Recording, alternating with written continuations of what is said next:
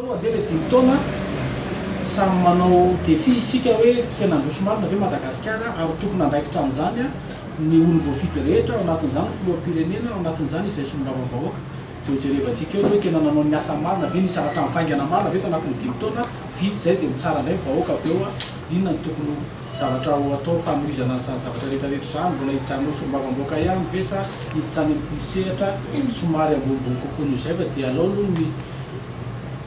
ny asa mijerevana ny zavatra vita nijerevana ny fampandrosoana natao tao anatin'izay dimy taona izay tokony hijerevany vahoaka ahafahan'ny vahoaka amin'ny tsara ny tena raha ny tsara ny propagandika anareo dia randeha malalavy jaune na jaune elita tsy andeha ho any amin'ny exécutif mihitsy midika zany izany fa tsy andeha ho any amina placena ministère fa hijanona ao anatin'ny assemblée fa amin'ny assemblée kosa zany ny tenako dia mety misy toerana ho alainao fa hitantsika eo moa zany mitoy rehefa avy eo efa maro ny fionana tamina toko politika aloha efa maro efa niona tamin'ny rena vondrona politika FFF MMM iaraka isika mapara efa niona taminay efa nisy koa fionana tamin'ny Andriamatoa Filoha lany teo Andriamatoa Erajonary Mampianina raha efa nisy koa ny fionana tamin'ny Andriamatoa Filoha Andronina Rajoelina mitovy moa ny hevitra dia tsisy olana aminay mihitsy niarahana amin'ireo fondrona politika ireo ary oka politika amin'izay no jerevantsika politika ane ty développement ty eo ary jerevo misy nareo gazety any no milaza an'izany fa manaiky Andriamatoa Filoha Marc Ravalomanana zany Andriamatoa Filoha teo aloha hoe manaiky ny fandresen'ny Andriamatoa Filoha Erajonary Mampianina ka amiko zany politika ane zany mety misy développement eritreretin'ny Andriamatoa Filoha Ravalomanana koa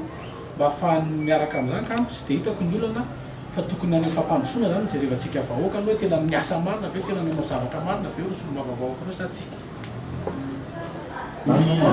GPS ve lahatra amin'ny opposition raha tsy mety ny fifanarana izay tsy hanao opposition mihitsy aloha raha treto aloha ny fifanarana ane matoa ianao miditra ao zany tsy maintsy hitondra fampandrosoana dia zay amiko zany tsy mitena hoe ny opposition tsy hitondra fampandrosoana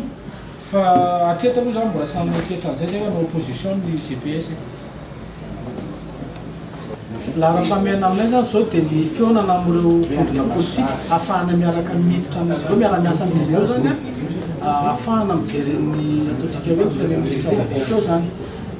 fa izy moa le fondrona politika dia ny fondrona politika izay afaka hitondra ny etaetanay ary indrindrandrindra hitondra ny fampandrosoana ny Madagasikara sy ny fanirindreo vahoaka ny fidenay ireo zay zany nay tena zavatra lehibe aton'izany ny MMM atao anatin'izany miaraka isika atao anatin'izany ny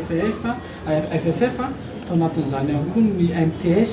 ary misy an'izany ny mapara zay zany tsinona ny dia efa araka ny teneniko anao teo hoe misy etaetany vahoaka maro be eo ifampiresahanay ka raha ohatra ka ny ray amin'ireo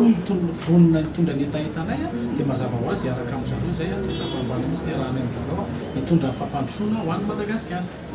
raha ohatra zany ka misy atoko maro anisy ao amin'ny assemblée nationale vonona ho ahy raha ohatra kosa ve mitendrareo hoe zay tsy hitondra ny etaetanareo fa tsy zany misy ataonay dia inona mbola iarahanay aminy tsy afaka iaraka amin'n'itsy zay fa raha ohatra kosa misy ny maromaritra iraisana zany ho amin'ny développement Madagasikara sy ny amin'ny ireo tadidio fa izay solombavam-bahoaka ireo dia nisy kabarina atao teny amin'ny propagande ho an'ireo mponindreo ho an'ireo vahoaka ireo inona moa ny kabarina atao dia fampanantenana ampandrosoana aingana an'ireo distrika tsirairay ireo lalana fandriam-pahalemana fahasalamana sy ny ataontsika hoe fanabeazana ka raha ohatra ve le vondrona politika ray afaka hiara-iasa aminay satria izy mamoaka ny premier ministre mazava ho azy zay hiara-iasa amin'ny filohan'ny république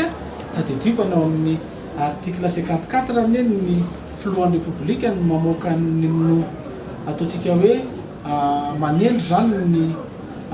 ny olona anankiray atolotry ny vondrona politika dia ho jerevantsika eo zany zay zavatra zay hoe iza le vondrona politika hitondra ny etaetanay dia hiaraka aminazy zay mazava ho azy nareo mpanao gazety aloha mety mahita an'izay fa zay aloha aminay solombavam-bahoaka aloha zay zany mbola tsy nisy mihitsy hatramin'izao satria na izay ary dia efa nisy fotoana nyraisin'ny Andriamatoa Filoha Erajonary Mampianina ary nisy ihany koa fotoana nyraisin'ny Andriamatoa Andronirina Filoha Andronirina Rajoelina ka aminay zany aloha hatreto mbola tsy hitanay mivainga an'izay hoe tsy fitovik-hevitra na tsy fitovim-pijery zay na tsy fiarahan' zay eo amin'ireo vondrona anankiroa ireo zany ka aminay dia manohy hatrany izay hoe zay olona afaka miara-miasa aminay no iarahanay fa zay tsy mijery hoe ireto tsy mifankahazo na ireto mifankahazo dia ireto ny irahana fa zay hitondra ny etaetany vahoaka zay ihany ny anay no irahanay raha vonona hitondra ny etaetanay mapara dia miaraka aminy zay le fanakianana le zany fanakianana mitondra io ny tiako apetraka ny fanakianana tiako tenenanao dia ty fanakianana matokianana ny olona dia tsy tanteraka amin'ny programme anasaka sary so manomboka zao vao hiditra amin'izany tsolombavamboaka zany kinary no anakianany olona anahy amiko zany tsy tokony anao an'izay hoe politika amin'ny foza intsony ny olona tsy tokony ana kia dia ahoana zany atao an'ny président Marc Ravalomanana zao tsy dia hoenjehan'ny olona e zany izy vao tonga eto hoe miaraka amin'ny président Era Rajoelina raha ohatra ka ho ampidiny izy tsy fantatry zany fa okotsika hijery zany amin'ny resaka développement